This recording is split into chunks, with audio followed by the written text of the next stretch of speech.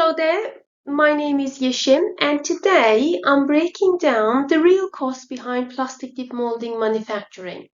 This is one of the most flexible and cost-effective way to make soft custom plastic parts. And also I'll run through what you can do to improve efficiencies in this manufacturing model to improve the profit position. Whether you are a manufacturer or a finance leader, understanding this cost structure helps you to get your pricing right, manage your cash flow, and drive profits.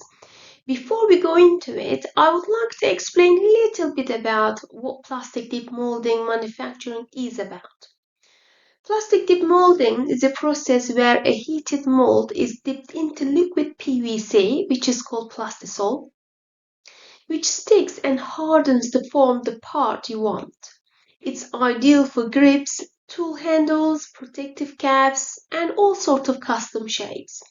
The beauty is low tooling costs and quick changes without expensive retooling. But let's dive into it and walk through the key cost drivers. So what we've got here, I've got material cost, labor cost, energy cost, machinery depreciation charges, overhead cost, and scrap cost. So if you start with material cost, plastisol cost me £8 per litre and the part I use cost me 0.1 litre, so it brings me about 80p per part as a material cost. If you dive into labour costs, I've got £15 per hour and the job it takes 3 minutes cycle time, it brings 75p per labour per part. And energy cost, if the oven uses 5 kilowatts and runs about 10 minutes per batch, for a batch of 20, energy cost comes to less than 1p, 0.906. I use Mendrol as an example for depreciation charges here, and it costs £500 for 5,000 parts as a lifespan. It costs about 10p per part. For overhead examples, I'll use rent and rates, supervisory costs of maintenance comes about 20p per part, and I also use 5% for scrap rate. Let's have a look at the total now. Okay. So if we summarize in total, I've got my material cost at 80p, labor cost at 75, energy cost is 0.006, mineral depreciation charge is about 10p, overheads about 20p, and it comes to subtotal of £1.86. If we also add the scrap rate on top, it comes to £1.95. So £1.95 is the amount to produce one part of dip molding. Just one part cost me £1.95. That's really important number. Okay, so where is the bonus? So what are we doing this for? Okay, so it's all about knowing your total cost to produce one part, which is in this example is £1.95, and it gives me room to play with my pricing.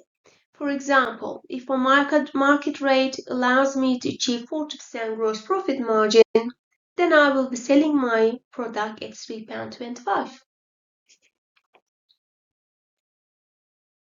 Okay, so now we talked about the costing and the sales pricing, and now I would like to improve my efficiency and I would like to achieve better result and I want to improve my profit.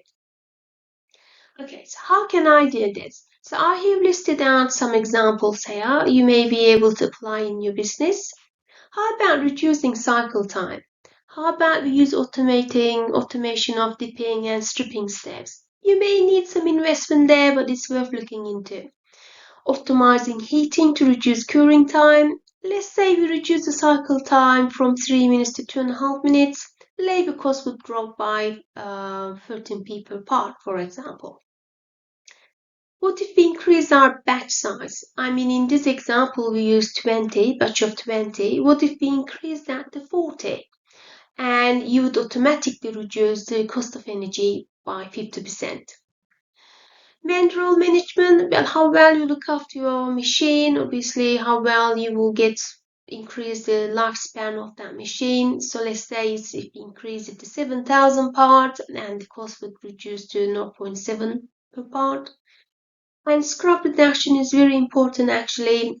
If you increase the training, get your staff skilled labor and better use of manual design or easier stripping maybe.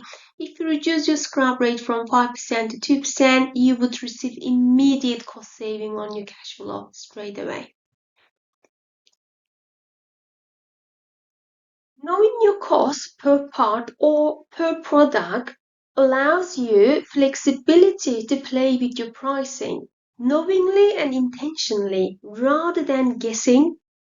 In this example, we have a total cost around £1.95 and we aimed at 40% margin, and we were able to calculate our price at £3.25.